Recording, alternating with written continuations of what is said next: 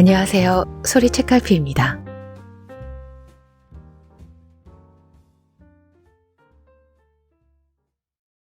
며느리 현주. 우리 어머님이 좀 까다로운 분이세요. 현주는 탁자 위에 놓인 이력서는 쳐다보지도 않고 조심스럽게 입을 열었다. 아니, 까다롭다기보다는 뭐랄까, 좀 어렵다고 할까. 무엇 하나 쉽게 넘기는 분이 아니라서 조심하셔야 돼요. 병상에 계신 노인분들이 흔히 그러시죠. 여자는 대수롭지 않은 일이라는 듯 커피잔을 들며 말했다. 소문은 익히들어 알고 있다. 하지만 현주는 다시 한번 여자에게 주의를 주고 싶었다. 그동안 상대했던 노인들을 생각하면 안 돼요.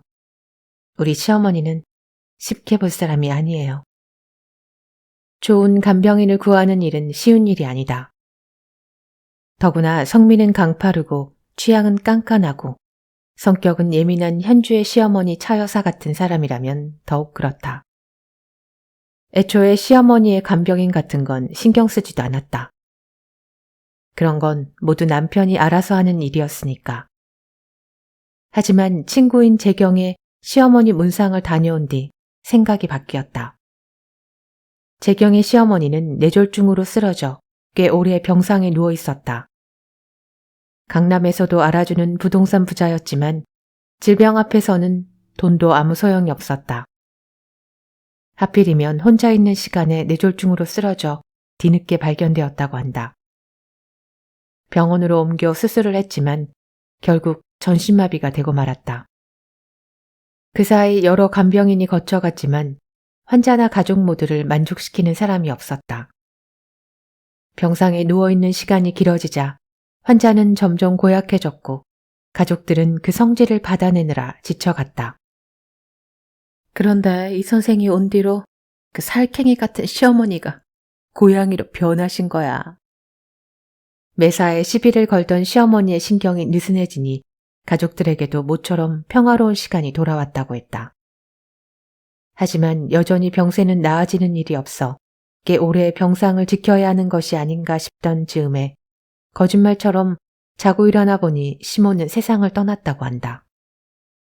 김병에 효자 없다고 서로도 힘들지 않고 딱 좋을 때 떠나신 거지 뭐. 그러게. 한숨 돌린 거 보니 부럽네. 우리 집은 아직도 끝이 안 보여. 현주가 자기도 모르게 한숨을 내쉬며 시어머니가 병상에 있다는 얘기를 하자 재경의 눈빛이 바뀌었다. 마침 우리 집 일도 끝났으니 한번 알아봐 줄까? 남편이 구해온 간병인이 채 일주일도 못 채우고 나간 것을 알고 있었지만 시어머니와 그다지 사이가 좋은 편이 아니라서 옆에서 거들고 싶은 생각은 없었다. 됐어. 나랑 우리 시어머니 사이 잘 알면서 내가 데려가면 그 때문에 싫다고 하실걸. 보통 간병인이 아니라니까 그러네. 재경은 주위를 둘러보더니 현주의 손을 잡아 끌고 장례식장 주차장 구석으로 나왔다. 대단한 비밀 이야기라도 하듯 목소리를 낮추고 은밀한 이야기를 전했다. 간병인으론 최고인데 좀 이상한 소문이 있어. 이상한 소문? 이 선생이 간병을 하면 반년도 안 돼서 돌아가신다는 거야. 뭐? 왜? 왠진 누가 알아? 그냥 나도 소개받을 때 들은 거지. 그런데도 간병인으로 썼다고? 그래서 쓴 거야. 그 순간 재경의 얼굴을 보며 등골이 서늘해졌다. 얇은 입술에 살며시 미소가 스치는 것 같더니 이내 표정을 감추었다. 하지만 한번 벗겨진 가면은 쉽게 다시 쓰여지지 않았다. 그리고 그렇게 발견한 민낯이 묘하게 불쾌하지 않았다. 사실 언제 죽어도 이상하지 않은 사람들이잖아. 그 말을 듣자 머릿속에서 반짝 작은 불이 켜졌다. 재경의 시어머니가 딱 좋을 때 돌아가신 것도 그 소문과 관련이 있지 않을까 하는 생각이 스쳤다. 갑자기 흥미가 생겼다. 재경도 현주의 눈빛에서 관심을 읽은 듯했다. 어때? 소개시켜줘? 재경의 얼굴을 빤히 쳐다보던 현주는 문득 조금 전 문상을 마치고 식사를 하는 동안 등 너머로 들려오던 이야기가 떠올랐다. 재경의 시모가 가지고 있는 빌딩들만 해도 400억이 넘는다고 하던데 그 많은 재산이 이제 두 형제에게 돌아가게 되었다는 것. 갑자기 평생 써도 다 못 쓸 돈벼락을 맞은 기분이 어떨지 궁금했다.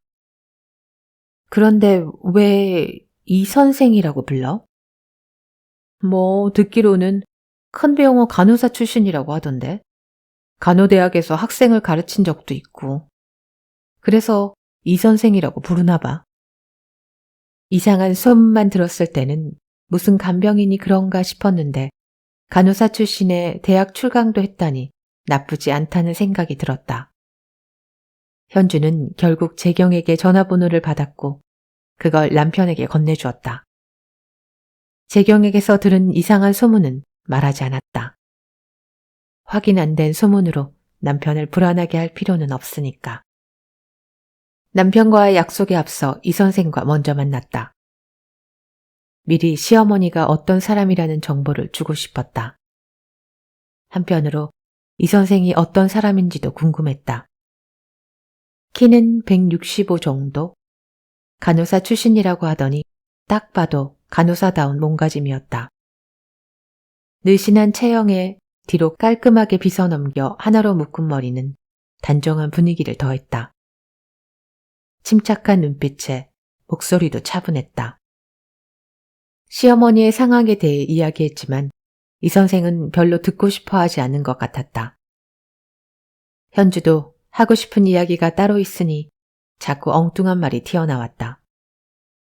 현주가 하고 싶었던 질문은 정말로 간병을 하는 사람이 6개월 안에 죽는지 그 이유가 뭔지였다. 하지만 그것은 쉽게 꺼낼 수 있는 질문이 아니다. 자칫 잘못하면 이 선생을 의심하는 것으로 오해할 수도 있고 또 이 선생을 간병인으로 원하는 자신의 속셈이 들킬지도 모를 일이기 때문이었다. 간신히 인내력을 긁어모아 그 질문을 꿀꺽 목구멍 안으로 집어삼켰다. 6개월만 참고 기다리면 알 수 있는 일이니 눈 딱 감고 그때까지만 지켜보기로 했다. 곧 남편이 도착했다. 현주는 이 선생을 뒷자리에 태우고 남편 옆에 탔다. 시어머니의 집으로 향하는 동안 현주는 남편에게 몇 번이나 신진당부를 했다. 당신이 모시고 온 거지 난 모르는 걸로 해요. 이 선생도 그렇게 아시고요. 자동차 뒷좌석에 앉은 이 선생은 현주의 이야기를 듣고 가볍게 고개만 끄덕였다. 어머니는 고관절 수술 후유증으로 몸을 잘 못 가누세요. 혼자 힘으로 용변을 보는 것도 어렵지만 어떻게든 기를 쓰고 혼자 하시려고 하죠. 먼저 손을 내밀지 않으면 건드리지 마세요. 지팡이가 날라올 겁니다. 하지만 치매 초기 증상이 보이는 것 같다는 이야기는 하지 않았다. 아마도 남편 스스로 믿고 싶지 않았기 때문에 그 부분은 의식적으로 외면하는 것 같았다. 현주는 굳이 덧붙이지 않았다. 함께 생활하다 보면 자연스럽게 알게 될 일이다. 성북 초등학교를 지나 시어머니가 살고 있는 힐타운의 빌라가 보이자 현주는 자신도 모르게 두 손을 꼭 쥐었다. 일이 어떻게 될지 기대와 설렘이 밀려오다가 왠지 모를 불안감이 스며들기도 했다. 고풍스러운 꽃담으로 둘러싸인 힐타운의 빌라는 저택과 아파트의 장점을 살린 고급 빌라다. 현주의 시어머니가 있는 곳은 그 중에서도 산과 이어지는 곳으로 단독의 정원을 가지고 있다. 시어머니는 건강할 때만 해도 그곳에 철마다 바뀌는 꽃들을 심거나 푸성기를 심어 소울거리로 삼았다. 그때는 정원의 모든 식물이 생기가 넘쳤다. 주인의 손길이 사라지자 정원의 모습은 빠르게 변해갔다. 넝쿨 장미가 제멋대로 줄기를 뻗어 정원의 절반 정도를 차지하고 있었고 산기슭 쪽은 우짜란 잡초들이 무성했다. 그래도 꽃이 피는 계절이 되니 어수선하기는 해도 의심스러움은 사라졌다. 곧 꽃이 피고 잎사귀가 나오면 한결 나아질 것이다. 현관문을 열고 집 안으로 들어서자 넓은 거실이 나왔다. 거실의 한 벽을 차지하는 창 너머로 방금 걸어온 정원이 한눈에 보였다. 창 근처에 각도를 맘대로 조절할 수 있는 병상 침대가 있고 그 위에 몸을 45도 정도 일으킨 시어머니가 앉아있다. 시선이 창가 쪽으로 향하고 있으니 틀림없이 정원을 가로질러 아들과 며느리가 오는 것을 보았을 것이다. 그 뒤 현관문 여는 소리를 들었을 텐데도 시어머니는 뒤도 돌아보지 않는다. 실내에는 차분한 클래식 음악이 흐르고 있었다. 엄마, 저희 왔어요. 남편이 다가서며 말을 걸었지만 차 여사는 대답 대신 인상을 찡그렸다. 현주는 시어머니의 저런 모습이 싫다. 자식이 왔으면 돌아보고 아는 척이라도 해주면 좋으련만 한 번도 따뜻하게 맞아준 기억이 없다. 결혼 전 처음 이 집으로 인사를 하러 왔을 때부터 그랬다. 무엇이 못마땅한 것인지 인사 후 몇 마디 대화를 주고받은 뒤로는 흥미가 없다는 듯 현주에게 관심을 보이지 않았다. 딱히 결혼을 반대한 것도 아니지만 그렇다고 새 사람을 들이는 관심과 호의도 보이지 않았다. 그냥 철저한 무시, 그것이었다. 그 뒤로도 대놓고 무시당한 적이 한두 번이 아니다. 그나마 따로 살고 있어서 얼굴 마주치는 날이 1년에 며칠 안 되니 다행이지 함께 살았으면 스트레스로 꽤 힘들었을 것이다. 아예 안 보고 살면 좋겠지만 남편은 효자 콤플렉스에 걸린 사람이라 그런지 그러지도 못한다. 사라방드, 그리그의 홀베르그 모음곡이네요. 이 선생은 실내에 흐르는 음악을 잘 아는지 잠시 눈을 감고 귀를 기울였다. 자식이 부를 때도 돌아보지 않던 차 여사가 고개를 돌려 낯선 여자를 바라보았다. 남편이 때를 놓치지 않고 얼른 엄마에게 다가가 이 선생을 소개했다. 앞으로 엄마 곁에서 도와줄 간병인 이 선생이에요. 간호사 출신이고. 조용히 좀 해. 음악 감상을 못하겠네. 차 여사는 카랑카랑한 목소리로 아들의 입을 막았다. 현주는 남편의 옆에서 가볍게 고개를 숙이며 인사를 대신했다. 차 여사는 현주의 인사는 본척만척하고 이 선생을 쳐다보며 말했다. 거기 음악 좀 꺼줄래요? 차 여사의 말에 이 선생은 곧 오디오로 가서 천천히 볼륨을 줄이고 스톱 버튼을 눌렀다. 그런 이 선생의 모습을 찬찬히 보던 차 여사는 아들의 얼굴을 쳐다보며 입을 열었다. 화장실. 현주는 시어머니의 그 말이 곧 간병인에 대한 첫 번째 심사라는 것을 깨달았다. 얼마나 몸이 재빠른지 적당한 조치는 취하는지 바로 확인할 수 있는 방법이다. 다른 말도 꺼내지 않고 바로 첫 번째 임무를 맡겼다는 건 꽤나 마음에 들었다는 얘기다. 역시 재경이 말이 맞았네. 현주는 자신의 일도 아닌데 바짝 긴장하며 이 선생이 움직이는 모습을 지켜보았다. 남편의 눈짓을 본 이 선생은 얼른 침대로 다가가 두 팔로 가뿐하게 시어머니를 감싸 안고 몸을 돌려 화장실을 찾았다. 휠체어에 옮기는 게 아니라 바로 화장실로 갈 모양이었다. 체력만 받쳐준다면 환자에게도 그 편이 훨씬 나을 것이다.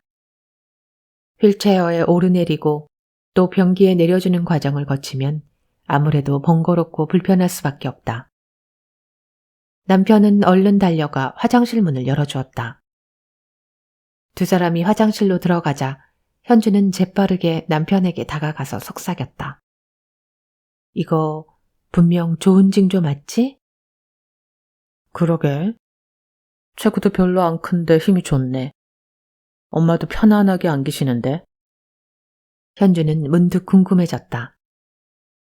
집 안으로 들어와서 이 선생이 한 거라고는 음악 이야기와 오디오를 끈 것밖에 없다. 어떤 점이 시어머니의 마음에 들었는지 알고 싶었다. 화장실 문이 열리고 다시 이 선생이 시어머니를 안고 침대로 옮겨 놓았다. 조금 전 앉아있던 그 자리에 내려놓고 침상 한편에 놓인 여러 개의 쿠션 중 하나를 들어보더니 허리에 살짝 밀어 넣어 주었다. 이러면 허리에 부담이 덜할 겁니다. 차 여사는 아무 말 없이 뭔가 생각에 잠긴 눈치더니 천천히 고개를 끄덕였다. 침대에 기대 창밖을 잠시 바라보던 차 여사는 곁에 서 있는 아들 내외를 처음 보는 것처럼 쳐다보더니 물었다. 왜? 점심이라도 얻어먹고 가려고? 아니에요. 저 약속 있어요. 남편이 입을 열려는 순간 현주는 얼른 남편의 말을 가로막으며 없는 약속을 만들어냈다.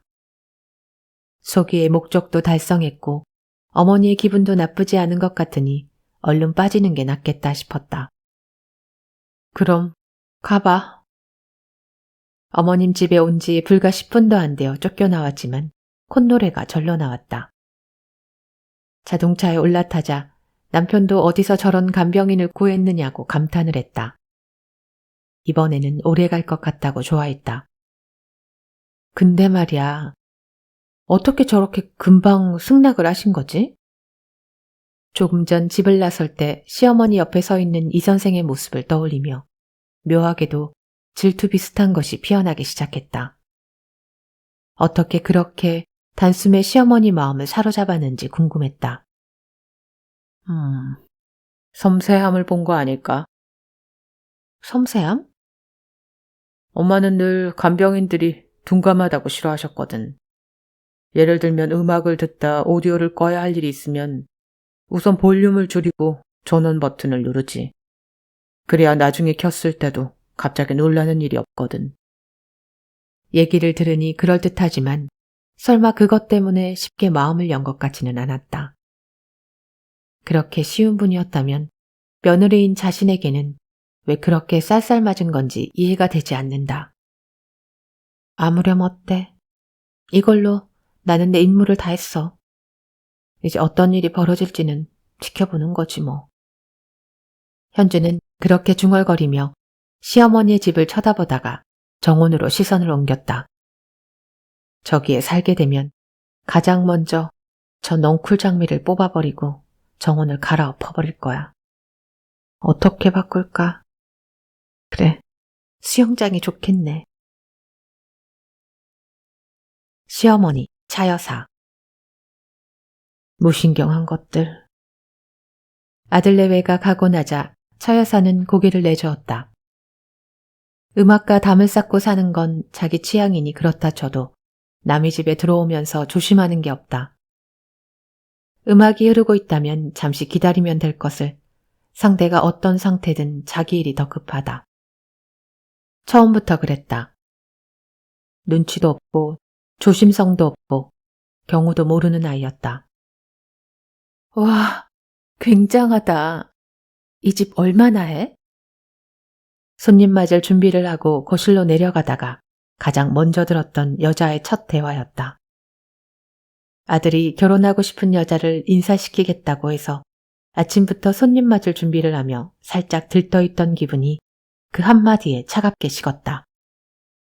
남자친구의 집에 인사드리러 와서 주택 가격을 물어보다니 차 여사의 머리로는 도저히 이해가 되지 않았다.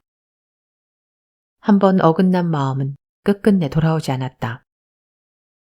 차 여사는 남편이 죽고 혼자의 힘으로 아이들을 키우면서 작은 식당부터 시작해 강남에 알아주는 한 식당을 차려 지금의 부를 축적했다. 그렇게 성공할 수 있었던 것은 그녀에게 두 가지 재능이 있었기 때문이다. 엄마에게 물려받은 야무진 음식 솜씨와 한눈에 사람을 파악하는 직관력이 그것이다. 차 여사는 단 한순간에도 처음 본 사람이 어떤 심성을 가진 사람인지 단박에 읽어내는 탁월한 안목이 있었다. 그런 차 여사의 눈에 현주는 모자라도 한참 모자라는 며느리감이었다. 아들놈이 조금만 덜 빠져 있다면 어떻게 해서든 말려볼 생각이었지만 이미 여자의 품에서 빼내오기는 너무 늦었다는 것을 깨달았다. 어차피 선택의 책임은 자신의 목. 차 여사는 결혼과 동시에 아들을 독립시키는 것으로 이 문제를 해결했다.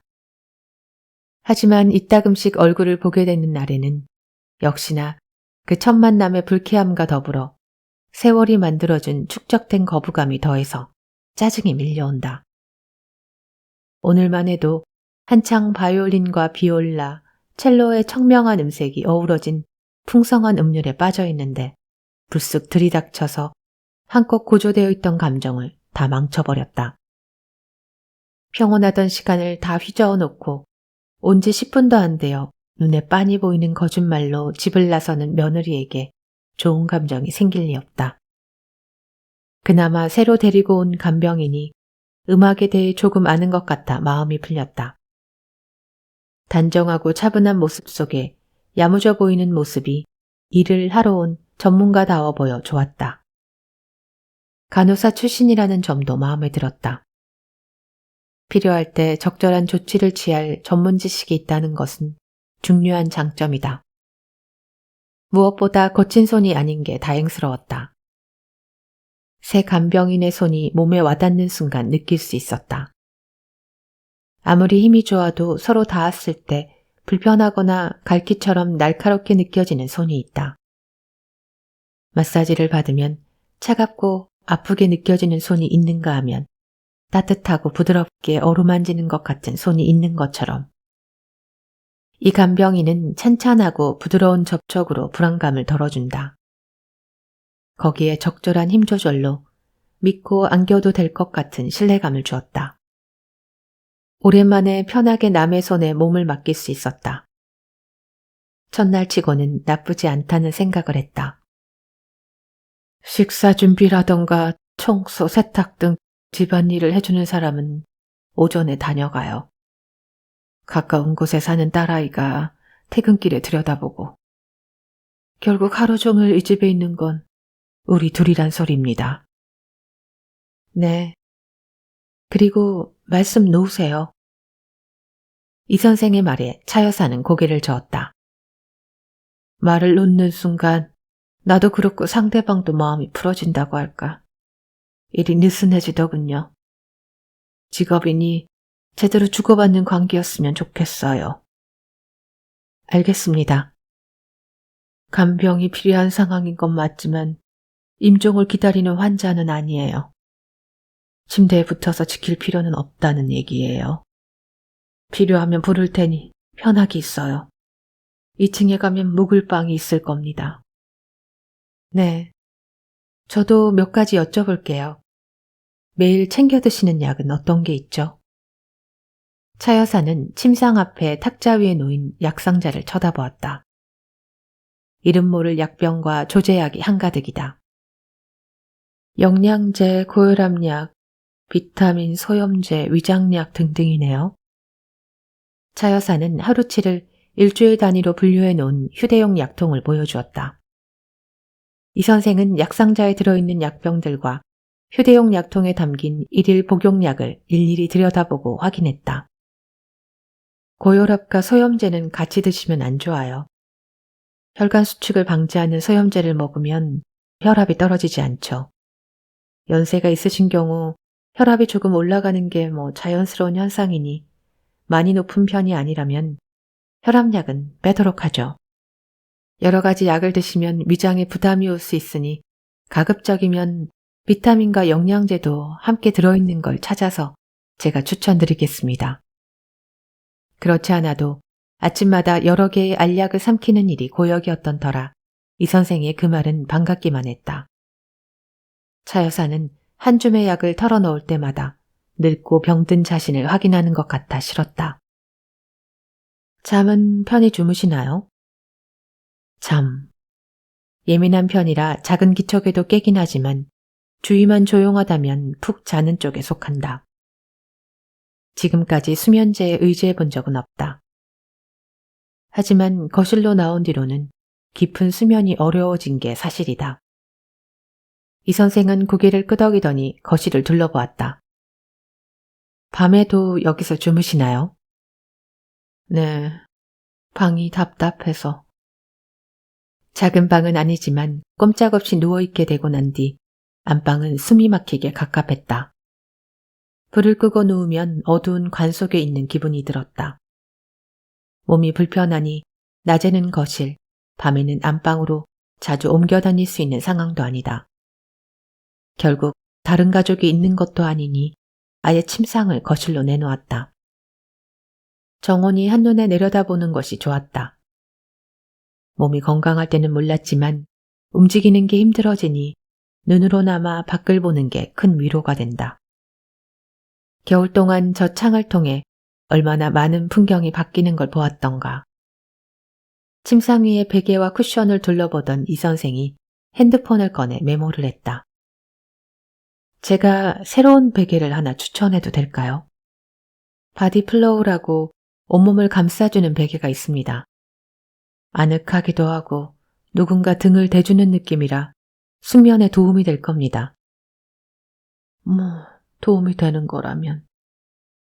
다른 말보다 누군가 등을 대주는 느낌이라는 말이 가슴에 꽂혔다. 20년 전 남편이 죽은 뒤로 처 여사는 혼자 자고 일어났다. 생각해보니 전에는 등으로 전해오던 남편의 몸과 체온 덕분에 늘 안심하고 깊은 잠을 잘 수 있었던 것 같다. 작은 기척에도 쉽게 잠에서 깨는 일은 혼자 잠자리에 들면서부터 생긴 버릇 같았다. 그럼 준비하도록 하겠습니다. 전 올라가서 짐부터 풀게요.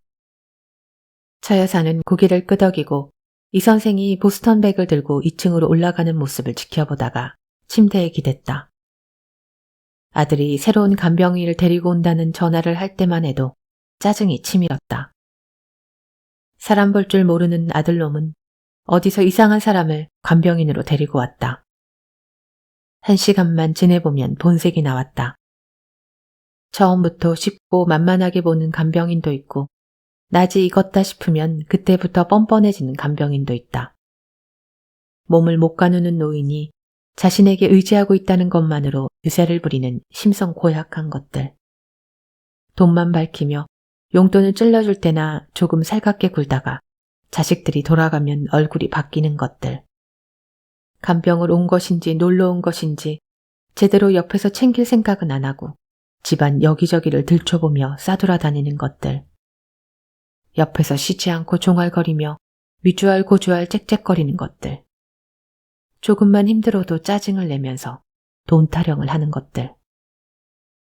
간병인을 내보낼 때마다 자식들은 우리 엄마 성격 참 까탈맞네 하는 식으로 툴툴거렸지만 그런 인간들에게 돈까지 줘가며 스트레스를 받을 생각은 추호도 없었다.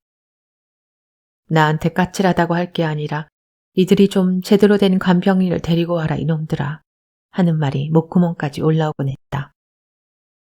이 선생은 들어오는 순간부터 마음에 들었다. 움직이는 동작과 대기하는 자세, 질문을 던지는 내용 등 모든 게 그동안 봐왔던 간병인과는 달랐다. 제대로 간병인의 자질을 갖춘 사람이라는 것을 직감했다. 이번만은 아들놈을 칭찬해줘야겠다는 생각이 들었다. 좀 사람 보는 눈이 생긴 것일까. 깜빡 졸다가 일어나 보니 어느새 해가 기울어져 정원으로 늘어진 햇살이 비스듬히 내리고 있었다. 습관처럼 정원으로 시선을 돌리다가 그곳에 있는 이 선생을 발견하고 차 여사는 침대 각도를 올렸다. 차 여사가 잠든 사이 정원에 있는 메마른 풀을 거의 다 뜯어내고 지난 가을 떨어진 낙엽이며 장가지들도 치우고 있었다. 정원은 어느새 말끔히 정리되어 봄 기운을 전할 준비를 마쳤다. 볼 때마다 심란해서 마음구석이 걸렸는데 묵은 채증이 내려가는 기분이었다. 이 선생은 면장감을 툭툭 털어내고 만족스러운 표정으로 정원을 둘러보다 손에 무언가를 들고 현관 쪽으로 걸어왔다. 집 안으로 들어오다 차 여사가 일어나 있는 것을 본 이 선생은 가볍게 고개를 숙이고 인사를 하더니 얼른 주방으로 들어갔다. 5분도 되지 않아 쟁반에 찻잔을 담아 가지고 나왔다. 주무시는 동안 주방을 살펴봤어요. 아무래도 차나 간단한 음식은 해야 할 것 같아서요. 차 여사는 고개를 끄덕이며 이 선생이 내미는 찻잔을 받았다. 아이들은 모르지만 몸을 움직이는 게 불편해서 마시는 물도 줄이고 있었다. 차도 가급적 피했다. 하지만 이 선생이라면 그런 걱정을 하지 않아도 될 것 같았다. 차 여사는 찻잔을 들여다보았다. 안에는 하얀 꽃잎이 들어있었다. 이건 뭐죠? 목련이에요. 정원에 떨어진 꽃잎들이 있어서. 목련 꽃잎으로 차를 끓여 먹을 줄은 몰랐네요. 한 모금 마셔보니 녹차보다 맑고 담백한 맛에 은은한 꽃내음이 담겨 있었다. 입안 가득 그윽하게 풍기는 향기에 그동안 찌들었던 양냄새가 싹 가지는 듯한 기분이 들었다. 아마 봄날 찰나의 때를 놓치면 마실 수 없는 차라서 그럴 거예요. 이 선생의 말에 고개를 끄덕였다. 목련은 피었다 싶었는데 어느 순간 후두둑 떨어져 버린다. 해가 기우는 것을 보며 봄의 한순간을 담은 차를 마시니 손으로 느껴지는 따스한 온기와 혀끝에 감도는 그윽한 향기가 봄날에만 누릴 수 있는 호사처럼 느껴졌다. 차 여사는 문득 간호사 출신의 이 선생이라는 사람이 궁금해졌다. 어쩌다 간호사를 그만두고 간병인이 됐나요? 어머니 덕분이죠. 췌장암 말기라는 소식을 듣고 병원을 그만뒀어요. 남은 몇 달 동안 곁을 지키며 제대로 편안하게 보내드려야겠다 생각했죠. 차 여사는 고개를 끄덕였다. 다시 병원으로 갈 수도 있었을 텐데.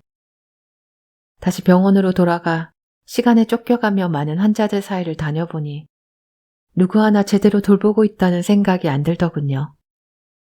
그래서 엄마를 모시던 경험으로 입주 간병인을 하면 어떨까 하는 생각이 들었어요. 말하는 와중에도 눈치 빠르게 차찬이 비워지자 얼른 거두어갔다. 그래서 가급적이면 연세가 있으신 노인분들을 간병하고 있어요. 엄마와 그랬던 것처럼 마지막으로 하고 싶은 일이 뭔지, 제가 도울 일은 없는지 살피면서요. 마지막. 차 여사는 자신도 모르게 마지막이라는 말을 중얼거려 보았다. 인간은 늘 그림자처럼 죽음을 발밑에 달고 있지만 자신이 죽을 것이란 생각은 하지 않는다. 적지 않은 나이에 이렇게 몸도 못 가눌 처지에 누워있는 차 여사조차도 자신의 죽음에 대해 깊이 생각해보지 않았다. 제 때를 놓치면 흉해지더군요. 저 정원의 철진한 낙엽이나 마른 잡초들처럼 말이에요. 동창인 미경이 암으로 고생하다 죽었을 때 친구들이 모여 그런 이야기를 한 적이 있다. 병으로 고통받거나 치매로 자신이 누군지도 잊을 정도가 되면 깔끔하게 떠나는 것이 낫지 않겠냐 하는 이야기들. 죽을 날이 가까워졌다는 건 알고 있지만 친구의 장례식만큼 실감나는 때는 없다. 친구 미경이 고통으로 힘들어하며 죽어가는 것을 옆에서 봤던 친구가 스위스 어디 병원에서는 안락사를 도와주는 곳이 있다는 이야기도 했었다. 아들, 딸 다 키워놓고 손주들까지 대학에 들어가는 모습을 본 마당에 사는 것에 무슨 미련이 있겠냐고 하겠지만 죽는 일도 사는 일도 용기가 필요한 법이다. 왠지 이런저런 생각이 많아졌다.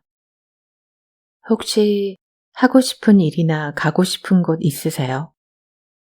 나지막한 이 선생의 목소리가 마음 깊은 곳까지 밀려들어왔다. 오래도록 돌봐오지 않았던 자신의 꿈들이 하나씩 어둠 속에서 모습을 드러냈다. 젊은 시절에는 아이들 키우고 먹고 사느라 뭘 하고 싶다거나 하는 생각은 하지도 못했다. 남편이 죽은 뒤로는 혼자서 할 엄두가 나지 않았고 지금은 하고 싶어도 몸을 가눌 수가 없다. 매번 넓은 세상을 보고 싶은 꿈을 꾸었지만 번번이 형편이, 자식이, 남편이 건강히 발목을 잡았다. 발목에 채워진 족쇄는 누구도 아닌 자신이 채운 것이다. 그동안 많은 것을 이루었다고 생각했는데 정작 자신의 꿈은 한 번도 꺼내본 적이 없다는 걸 깨닫자 차 여사는 문득 서글퍼졌다. 지금부터 하나씩 해봐요. 제가 도와드릴게요. 다시 이 선생의 목소리가 들렸다. 차 여사는 홀린 듯 고개를 끄덕이며 이 선생과 눈을 맞췄다. 목련처럼 때를 놓치면 다시는 그 시절을 음미하지 못한다.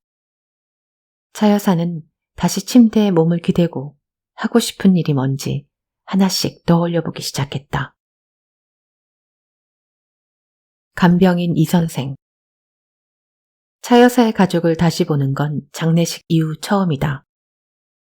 거실로 들어선 이 선생은 벽 하나 가득 정원이 보이는 창가 쪽으로 시선을 주었다. 잘 손질된 정원에는 온갖 종류의 장미와 수레국화, 능수화가 가득 피어 있었다. 길게 줄기를 뻗었던 넝쿨 장미는 새로 설치한 그늘막 위로 올라가 새빨간 장미꽃 수백 송이를 화려하게 매달고 있었다. 눈부시게 아름다운 여름의 정원을 보니 차 여사의 손길이 느껴져 왠지 뭉클해졌다. 이 선생은 고개를 돌려 침상 쪽을 바라보았다. 늘 그 자리에 있을 것 같던 침상은 더 이상 보이지 않았다. 당연한 일이지만 한 번도 침상이 없던 거실을 본 적이 없어 실내가 낯설게만 느껴졌다. 오셨어요? 주방 쪽 식탁에 앉아 이야기 중이던 이 집의 며느리가 얼른 일어나더니 다가왔다. 이 선생과 눈을 맞추는 시선이 은밀했다. 마치 둘만 아는 비밀을 가지기라도 한 사람처럼. 문득 장례식장에서 서럽게 울던 그녀의 모습이 떠올랐다. 차 여사의 집에 들어온 뒤로 볼 때마다 며느리의 표정이 바뀌었다. 처음에는 깐깐한 시어머니 곁에서 주눅이 든 것처럼 보였다면 그 뒤로는 병간호에 관심을 보이며 좋은 며느리가 되려고 애쓰는 것처럼 보였다. 하지만 곁을 내주지 않는 차 여사와의 거리감 때문인지 시어머니를 바라보는 눈은 관찰자처럼 느껴졌다. 그러던 사람이라 장례식장에서 서럽게 우는 모습이 조금 뜻밖이었다.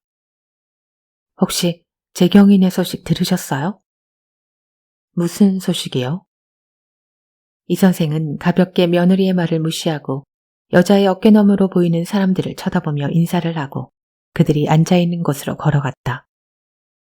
여자의 남편, 차 여사의 딸과 사위, 그리고 차 여사의 변호사. 깔끔하게 핏이 떨어지는 양복을 입은 최 변호사는 짧게 고개를 숙여 인사를 하더니 다시 아들과 얼굴을 맞대고 뭐라고 소근거렸다. 며느리가 이 선생의 뒤를 따라오며 뭐라고 이야기를 하려고 했지만 차 여사의 딸이 다가오자 입을 닫았다. 딸은 이 선생을 반갑게 맞아주며 손을 잡았다. 마지막까지 고마웠어요. 엄마가 그렇게 편하게 가신 건 다 이 선생님 덕분이에요. 아니에요. 제가 할 일을 한 것뿐인데요. 아닙니다.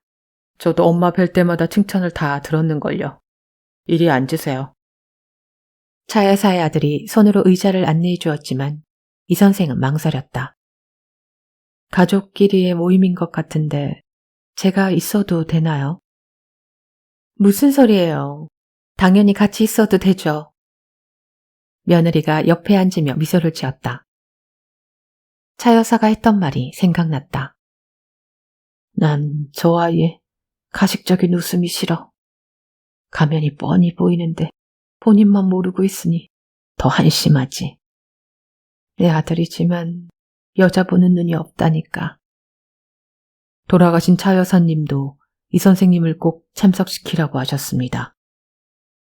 최 변호사의 말에 결국 이 선생은 의자에 앉았다. 가족들이 모두 자리에 앉은 것을 확인한 최 변호사가 의자 옆에 내려놓았던 가방에서 서류 봉투를 꺼냈다. 짐작한 일인 듯 모두의 시선이 몰렸다. 이 선생만이 주방 창가에 놓여있는 유리병에 시선을 두고 있었다. 꽃이 피기 시작하면서 아침마다 그날그날의 꽃을 한 송이 꺾어다가 차 여사의 침상 옆에 놓아주었다. 오늘은 산철쭉이에요. 등산로에 많이 피었더라고요. 그래, 그런 철이지. 진달래가 피고 난 다음엔 철쭉. 처음 만났을 때 계속 존댓말을 하겠다고 했던 말은 잊어버렸는지 며칠 뒤부터 쭉 말을 놓았다. 차 여사가 어머니 버리니 이 선생은 그게 좋았다. 어릴 때 어머니랑 산에 올라가면 진달래 꽃잎을 따다가 전병을 해먹곤 했어요. 나중에 철쭉꽃을 가져다 줬더니 어머니가 그건 안 된다고 그냥 버리셨죠. 그렇지. 왜냐하면 철쭉은 독성이 있으니까. 그러게요. 어머니도 그렇게 말씀하셨어요. 그래서 개꽃이라고 부른다고 하시더군요. 참꽃은...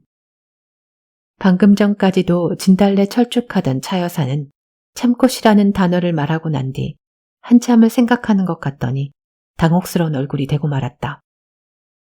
진달래라는 단어를 떠올리지 못하고 있는 것 같았다. 그리고 단어를 떠올리지 못하는 자신을 당혹스러워했다. 옆에서 시중을 들다가 그런 순간이 올 때면 이 선생은 슬그머니 다른 쪽으로 대화를 돌린다. 자신이 치매라고 생각하는 그 순간부터 노인들은 빠르게 공포로 무너져 내린다. 그동안 지금까지의 자신을 만들어 온 기억들이 하나씩 사라지고 늘 보고 사용하던 물건의 이름조차 떠올리지 못하며 자리에서 일으켜 달라고 해놓고 왜 자신이 일어났는지 의아해하며 주위를 둘러본다. 자신을 잃어간다는 것, 내가 더 이상 내가 아니게 된다는 것. 치매는 그게 무서운 것이다. 차 여사처럼 정확하고 똑부러지는 사람도 내 속에서 일어나는 일은 막을 길이 없다. 여름이 되면서 차 여사는 종종 이 선생을 보면서 이렇게 물었다. 누구세요? 그때마다 이 선생은 차분하게 차 여사의 손을 잡고 하나씩 알려주었다. 다행히 차 여사는 금방 정신을 차리고 낯선 자신을 바라보며 이 상황을 이해해보려고 했다.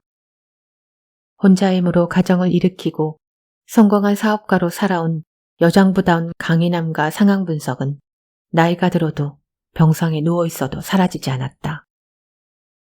죽기 전에 가장 하고 싶은 일에 대해 이야기할 때도 그녀는 자신의 상태와 자신이 할 수 있는 범위를 정확하게 인지하고 있었다. 정원이요? 그래요. 몇 번이나 생각해 봤는데 제일 하고 싶은 건 저 정원을 꽃으로 가득 차게 가꾸는 거예요. 이제 와서 어디를 돌아다니는 것도 힘들고 새삼 좋은 옷, 맛있는 음식도 그렇고 색색깔로 가득 찬 장미 정원과 계절마다 꽃이 피도록 정원을 꾸미는 거. 그게 내가 하고 싶은 일이에요. 그럼 오늘부터 시작할까요? 화원의 사람을 불러 정원에 심고 싶은 꽃을 이야기했다. 다음 해를 위해 정원 뒤편에 튤립과 수선화 구근을 잔뜩 심어놓고 좋아했다. 겨우내 얼어있던 땅이 풀리면 이놈들이 불쑥 얼굴을 내밀 거야. 그럼 애들이 와서 보곤 깜짝 놀라겠지. 차 여사는 꽃을 심는 것 하나도 자식들을 깜짝 놀라게 하고 싶어 했다. 유언장. 나 차기옥은 힐타운의 저택을 제외하고 나의 소유로 되어 있는 부동산, 주식, 예금과 그 밖의 모든 물건들을 아들과 딸에게 공평하게 분배한다. 힐타운 저택은 특별히 며느리에게 물려준다.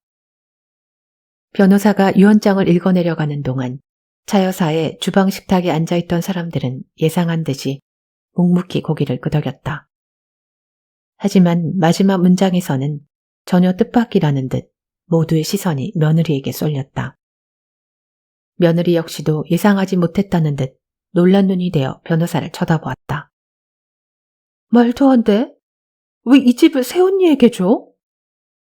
조금 전까지만 해도 사람 좋은 미소를 짓고 있던 딸이 거칠게 말을 쏟아냈다.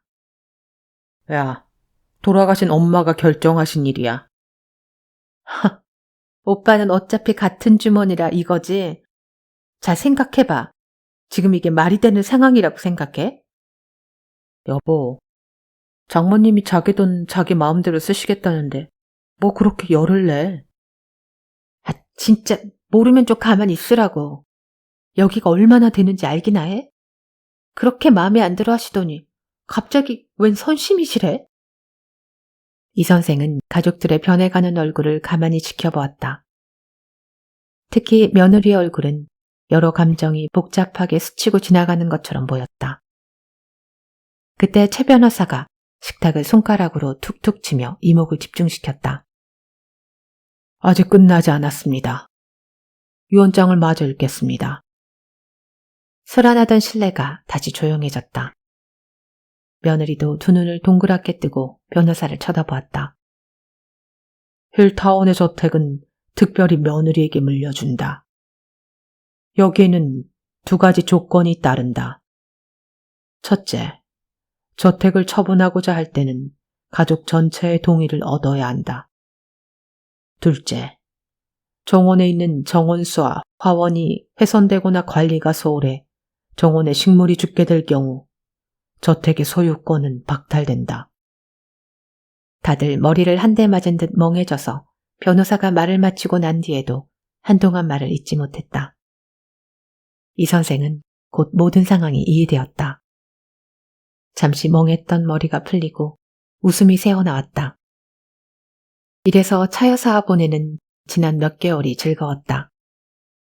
가족들 중 가장 먼저 이해한 것은 딸이었다. 딸은 역시 엄마답다며 웃음을 터뜨렸다. 눈앞에 앉아있는 새언니의 파랗게 질린 얼굴을 쳐다보지도 않고 자리에서 일어났다. 그들이 돌아갈 때까지도 며느리는 꼼짝하지 않고 그 자리에 앉아 식탁 위 유언장을 바라보며 입술을 깨물고 있었다. 이 선생도 조용히 자리에 일어나 거실을 나왔다. 마지막으로 거실을 돌아보니 여전히 차 여사의 손길이 집안 곳곳에 있는 게 느껴졌다. 집을 떠나기 전 잠시 정원을 둘러보며 그늘막에 늘어진 장미꽃들을 하나씩 쳐다보았다.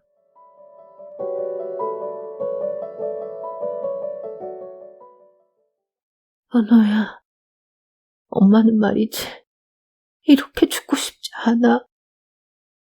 고통으로 잠을 이루지 못하고 몸부림을 칠 때마다 엄마는 손톱이 박히게 손을 부여잡고 그렇게 말했다. 태어난 것도 내가 원한 게 아니었는데 죽는 것마저 이렇게 등 떠벌리며 하고 싶진 않아. 엄마가 겪고 있는 고통이 얼마나 극심한 것인지 아는 이 선생은 결국 엄마를 위해 비품실에서 약을 훔쳤다. 언제가 좋아요? 언제든 말해요. 엄마가 좋은 때를 알려줘요. 그러면 내가 준비할게요. 제일 좋을 때 죽고 싶어. 열린 창으로 선선한 바람이 넘어오고 눈꺼풀이 무거워지게 졸리는 오후 따뜻한 햇살을 맞으며 그렇게.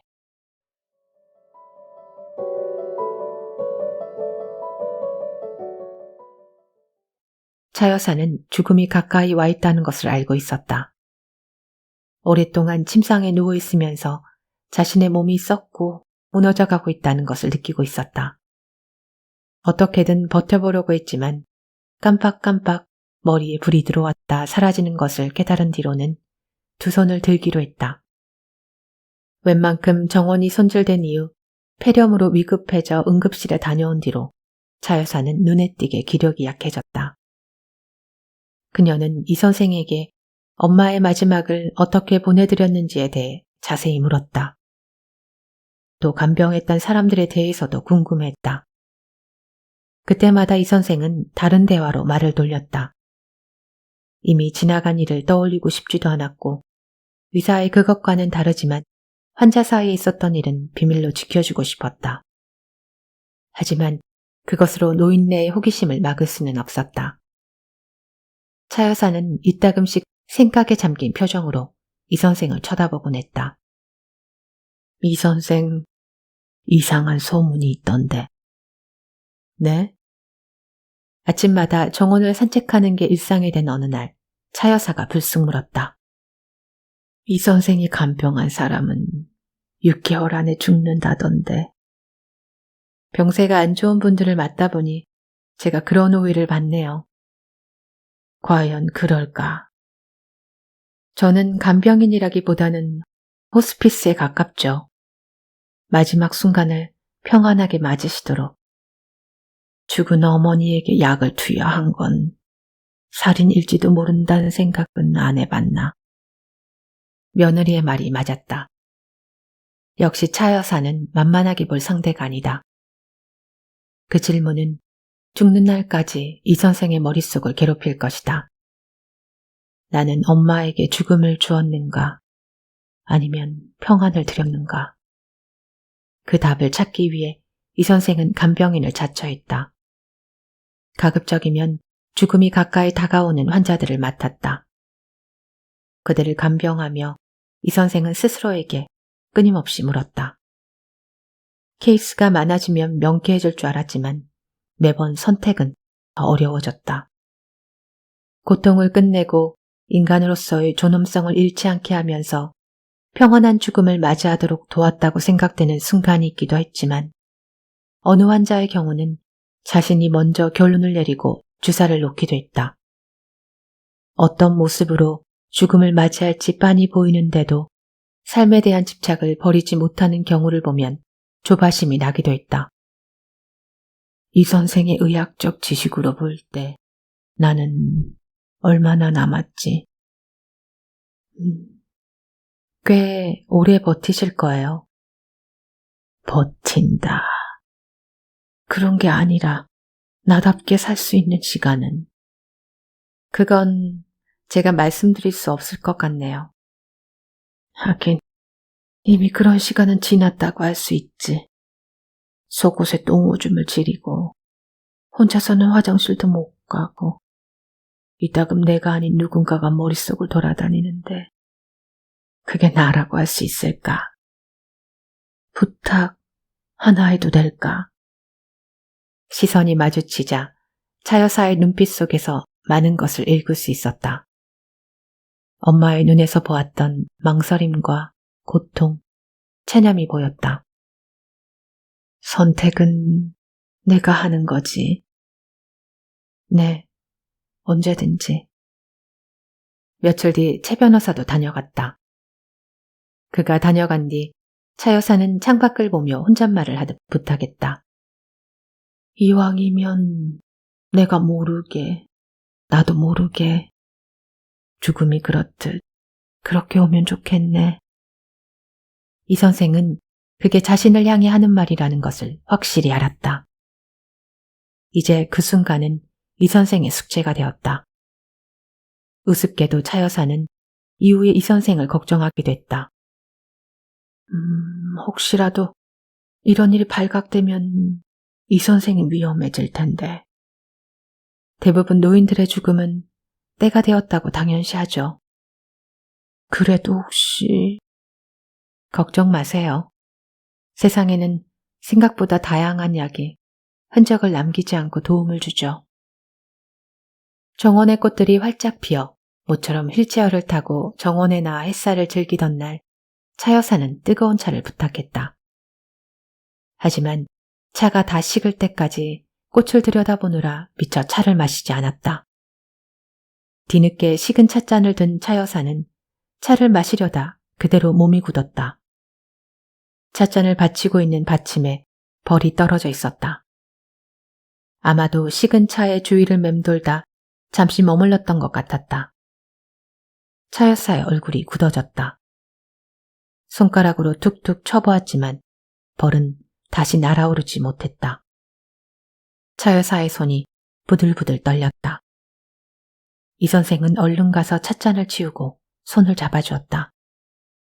이렇게 치명적인 실수를 하다니 좀 더 주의를 기울였어야 하는데 자책으로 마음이 무거웠다. 이 선생은 말없이 차 여사의 눈을 바라보았다. 한동안 굳어있던 차 여사의 몸이 천천히 풀어졌다. 그제야 차 여사는 손을 잡고 있는 이 선생의 손등을 툭툭 쳐주었다. 오늘이 완벽한 날이긴 했지. 꽃이 피어나고 지는 것을 지켜보며 며칠이 흘렀다. 차 여사는 다시 차를 준비해달라고 부탁했다. 그리고 웃으며 이렇게 말했다. 오늘이면 좋겠네. 장미가 활짝 피었잖아.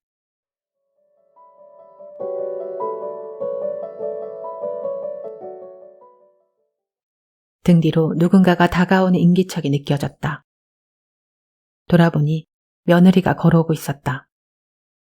어떻게 아셨을까요? 어머니가 돌아가시면 난 여길 파내고 수영장을 만들려고 했거든요. 며느리는 그걸 자기 입으로 여러 사람에게 얘기했다는 걸 모르는 듯했다. 초등학교에 다니는 차 여사의 손주가 안부 전화를 하면서 수영장 얘기를 전한 것은 짐작도 못하는 눈치였다. 이 집을 가지려면 이 많은 정원수와 꽃들을 죽을 힘을 다해 돌봐야겠네요.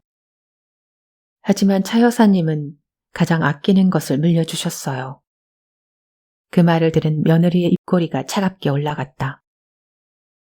모르는 사람 눈에나 그렇게 보이겠죠. 이 선생은 어머니 속셈을 다 알면서 그렇게 말을 하시네요. 그거 알아요? 평생 어머니에게 인정받지 못했는데 이 선생 덕분에 처음으로 인정받았어요. 꽃을 바라보고 있다가 시선을 돌리자 며느리의 얼굴이 눈에 들어왔다. 두 눈에 눈물이 그렁그렁한 게 장례식장에서의 모습을 떠올리게 만들었다. 문득 차 여사의 의도가 어느 쪽인지 궁금했다. 며느리에게 집을 준 본심은 선물일까, 족쇄일까? 그건 생각하기 나름이다. 이 선생은 말없이 미소를 지으며 고개를 숙여 인사를 하고 발걸음을 돌렸다. 장미정원을 빠져나오며 자신이 간병했던 사람들을 하나씩 떠올려 보았다. 수많은 죽음을 곁에서 지켜보거나 도왔지만 차 여사처럼 마음을 터놓은 적은 없었다. 이 선생은 천천히 언덕을 내려가며 숙제처럼 간직하고 있던 질문의 답을 몇 번이고 생각해 보았다. 그리고 이제 더 이상 그 질문을 스스로에게 되묻지 않기로 마음먹었다. 그 질문보다 더 중요한 것은 누군가 자신의 손길을 필요로 한다는 것이다. 이 선생은 곧 다음 입주자로 예정된 집에 전화를 걸며 이번에는 또 어떤 환자를 만나게 될지 궁금해졌다. 큰 길로 내려가는 주택가의 골목에 6월의 햇살이 가득 비치고 있었다.